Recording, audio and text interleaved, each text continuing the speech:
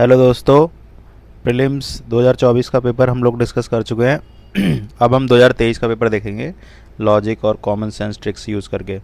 ये 2023 का मेरा प्रीलिम्स का मार्कशीट था। इसमें 75 के आसपास कट ऑफ गया था। 108 नंबर थे मेरे, तो 33 नंबर कट ऑफ से ऊपर था। आप देख सकते हैं फॉरेस्ट CS ये दोनों निकाला है। अब हम देखते हैं क्वेश्चन। ठीक है, ये वाला पेपर मेरे हिसाब से वन ऑफ द टफेस्ट में आता है, क्योंकि ऑप्शंस जो बनाए थे वो काफ़ी नए टाइप के ऑप्शन थे। वो देखेंगे हम कैसे उनको हमें टैकल करना है।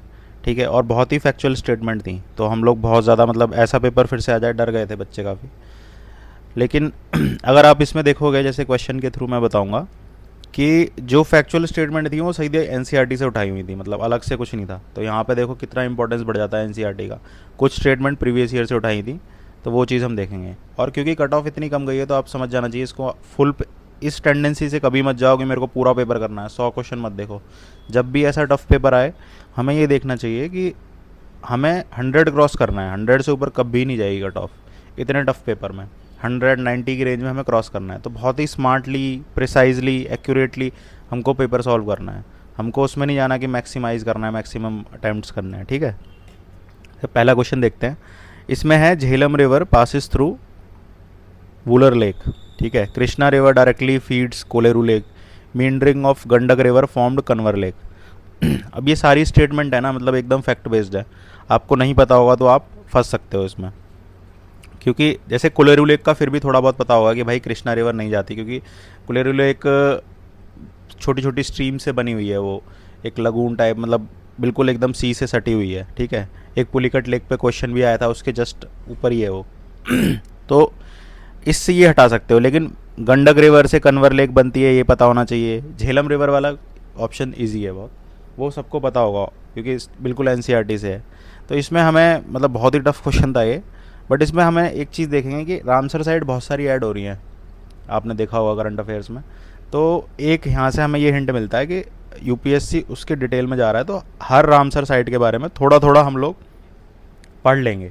विकीपीडिया पर पेज खुलेगा, ऊपर की जो डिस्क्रिप्शन रहती है जनरल 5-6 लाइन की, वो हम पढ़ लेंगे। उससे हमें आइडिया लग जाएगा रामसर साइट्स के बारे में। आगे भी क्वेश्चन आएंगे क्योंकि बहुत सारी ऐड हुई हैं और ये तीनों की तीनों रामसर साइट्स हैं। ठीक है, तो इसमें वैसे सही आंसर है इसमें वूलर लेक के थ्रू झेलम वाला। गंडक रिवर वाली जो मेंडरिंग है वो बूढ़ी गंडक है, और कृष्णा रिवर से नहीं, छोटी छोटी इम्फेसिस उससे बनता है वो।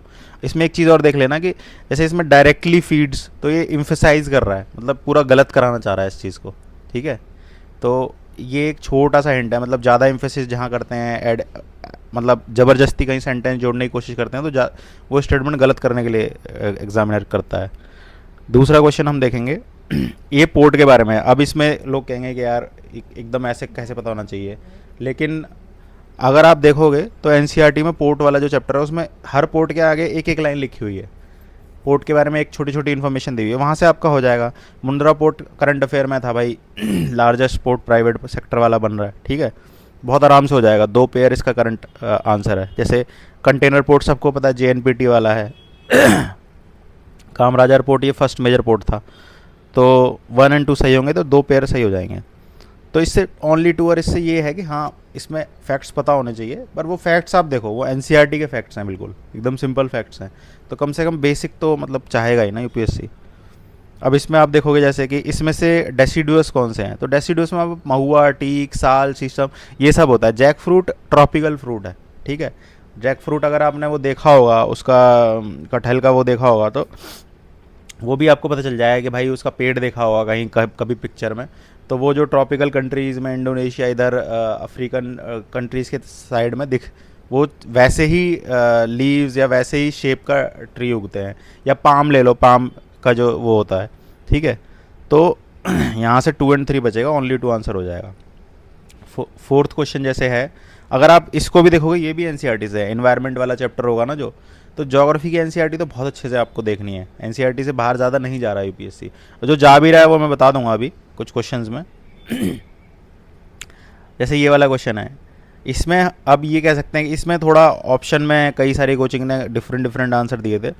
बट जनरली अगर आप देखोगे कि भाई तीसरी स्टेटमेंट तो वैसे ही गलत है, प्रोडक्टिविटी इंडिया की एग्रीकल्चर की उतनी ज़्यादा नहीं है, इंटेंसिव एग्रीकल्चर है, सब्सिस्टेंस एग्रीकल्चर है, तो वैसे ही गलत हो जाएगा, चाइना की ज़्यादा है।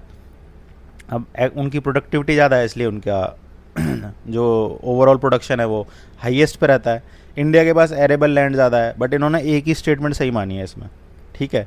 तो अब इसमें ये होता है ओनली, देखो इसका एक फ़ायदा ये बता देता हूँ मैं, कि आपको एक्चुअल में पता भी नहीं है ना कौन सी सही है, तब भी आपका सही हो जाएगा। जैसे इस वाले में मेरा क्या हुआ था कि इसमें मैंने proportion of irrigated area India में ज़्यादा होगा, ये मैंने गलत मान लिया था, तो इससे मैंने 1 मार दिया था, और पहला वाला मैंने वो मान लिया था, सही मान लिया था। लेकिन इसमें ये वाला सही है, तो proportion of irrigated area India में ज़्यादा है, ठीक है। तो ये यहाँ पे फ़ायदा हो जाता है। ये one of the toughest questions में आते हैं, बट ये है एनसीईआरटीज़ में, ये सारे जो स्टेटमेंट्स हैं ये कॉमन सेंस का है। जो थर्ड स्टेटमेंट है एवरेज प्रोडक्टिविटी वाला, तो इसमें कुछ ऐसा कोई बहुत ज़्यादा ट्रिक्स यूज़ नहीं हुई हैं, लेकिन हाँ ये है कि इसमें हमें ये पता चला है कि एनसीईआरटी से वो डायरेक्ट स्टेटमेंट्स बना रहे हैं जो ऐसी बिल्कुल टफ लग रही हैं बच्चों को। अब जैसे ये है कि भाई एक्सटेंसिव मार्शलैंड पूछ रहा है और सी लेवल फॉल राइज हो रहा है जहाँ पे टाइड्स आती हैं बहुत ज़्यादा। तो हमें पता है भाई गल्फ़ ऑफ खंबात, कच्छ, यहाँ पे टाइड्स बहुत ज़्यादा रहती हैं। तो सिंपल सी बात है कि इसमें ये जानकारी आपको होनी चाहिए थी कि टाइड जहाँ पे ज़्यादा होती हैं, रन ऑफ कच्छ आपको पता ही है वैसे ही बड़ा है। ये भी रामसर साइट है, देख लो, रामसर साइट से दूसरा आ गया, 3 पहले में पूछ ली, अब ये आ गया। तो करंट भी जब हम पढ़ रहे हैं तो उसके बारे में थोड़ी थोड़ी इन्फॉर्मेशन, जनरल डिस्क्रिप्शन जो होता है वो हमको ले लेना चाहिए, बहुत काम आता है एग्ज़ाम में। तो रन ऑफ कच्छ हो जाएगा इसका, हमें पता है सबसे ज़्यादा टाइड आती है यहाँ पे, तो यही होगा कि फॉल होगा, राइज होगा, सी लेवल, बस repeated falls and sea level giving rise, ये देखना था आपको, ठीक है। इतनी बड़ी स्टेटमेंट बना रहा है इसीलिए बना रहा है वो। अब जैसे ये है छठा, इसमें ट्रिक लगेगी बहुत तगड़ी। Ilmenite and rutile available in certain coastal tracts of India are rich source of which of the following. अब एक बात बताओ भाई, ये इसको डायरेक्ट अगर पूछना होता कि इन्फॉर्मेशन ही पूछनी होती, नॉलेज जाननी होती, तो एलिमिनाइट और रुटाइल का सीधा पूछ लेता। इसने ये लाइन क्यों लिखी भाई, certain coastal tracts of India, ये हिंट दे रहा है भाई यहाँ पे। ये हिंट ये है यहाँ पे कि एल्यूमिनियम, कॉपर, आयरन, ये इनकी ओर्स होती हैं, प्रॉपर इंटीरियर्स में मिलती हैं। आयरन कभी सुना है कोस्टल एरियाज में यहाँ पे मिला है, या फिर एल्यूमिनियम। ये स्टैटिक नॉलेज अगर आपको पता है ना, इससे तीनों एलिमिनेट हो जाएंगे, एक ही बचेगा टाइटेनियम। वैसे भी हमें पता है कि कोस्टल सैंड्स में जो क्रिटिकल मिनरल्स है वैसे वाले जो होते हैं ना, जो जैसे थोरियम भी सैंड्स में मिलता है, तो वैसे वाले मिनरल सैंड्स में ही मिलते हैं। सिलिकॉन हो गया, जो कि आज के ज़माने के लिए इलेक्ट्रॉनिक्स इंडस्ट्री वगैरह में बहुत ज़्यादा यूज़ हो रहे हैं। और वाले मिनरल हैं बाकी के 3, तो ये होंगे ही नहीं, एलिमिनेट हो गया। तो यहाँ पे थोड़ा कॉमन सेंस यूज़ हो रहा है, आपकी स्टैटिक नॉलेज यूज़ हो रही है। 7वां सवाल जो है कि भाई 3/4 कोबाल्ट कहाँ पे मिल रहा है। अब इसमें कई लोग अर्जेंटीना वगैरह इसमें कंफ्यूज होंगे, क्योंकि अर्जेंटीना वगैरह उधर लिथियम वगैरह मिलता है, लिथियम ट्रायंगल भी है उधर साउथ अमेरिका में, चिली और ये जो कंट्रीज़ हैं यहाँ पे, बोलीविया। तो इसलिए कंफ्यूज होंगे कि कोबाल्ट भी वहीं मिलता होगा, ये भी उसमें यूज़ होता है बैटरीज़ में। लेकिन ये ट्रैप होता है बस कि भाई आप एकदम सरफेस पे सोच के मार दो। आप अगर देखोगे जब ये क्वेश्चन आया था तो बहुत ज़्यादा चाइल्ड लेबर और एक्सप्लोटेशन, कोबाल्ट की जो इंडस्ट्री है, मतलब जो कोबाल्ट माइनिंग है, उसमें बहुत ज़्यादा न्यूज़ में आ रहा था अफ्रीका में। तो वो DRC democratic Republic of Congo में बहुत ज़्यादा न्यूज़ में था उस टाइम। तो एकदम डायरेक्ट करंट क्वेश्चन है, उस टाइम बहुत न्यूज़ में था ये, ठीक है। बुक्स वगैरह भी लिखी गई थी, किसी इंडियन ने एक बुक भी लिखी थी इस पर। तो ये करंट जो 7वां सवाल है करंट से रिलेटेड है कि भाई डेमोक्रेटिक रिपब्लिक ऑफ कॉन्गो। अब आप ये देखोगे कि अगर आपने प्रीवियस ईयर ये करा होता, कॉन्गो के बारे में थोड़ा जान लिया होता, तो 2024 में सवाल आया कॉन्गो बेसिन, ठीक है। तो ये ऐसे फ़ायदा होता है करंट अफेयर का कि थोड़ा भी अगर आप देख लोगे ना, कॉन्गो की लोकेशन देख लोगे, DRC की लोकेशन देख लोगे मैप में, तो अगली साल जो सवाल आने वाला है बहुत ही आसानी से आप मार लोगे। जो कि टफेस्ट सवाल था वो, तो फिर भी आराम से हो जाता हो, क्योंकि आपने प्रीवियस ईयर को ढंग से एनालाइज़ किया है, ठीक है। तो दोस्तों ये कुछ क्वेश्चंस थे, आगे हम कुछ क्वेश्चंस और डिस्कस करेंगे धीरे धीरे। तो ये तरीका है कैसे कैसे हमने ट्रिक्स को यूज़ करना है, कैसे हमें डरना नहीं है ऐसे क्वेश्चन से, एनसीईआरटी पे कितना फोकस करना है, ये चीज़ मैंने इन क्वेश्चंस के थ्रू दिखाई, ठीक है। Thank you very much.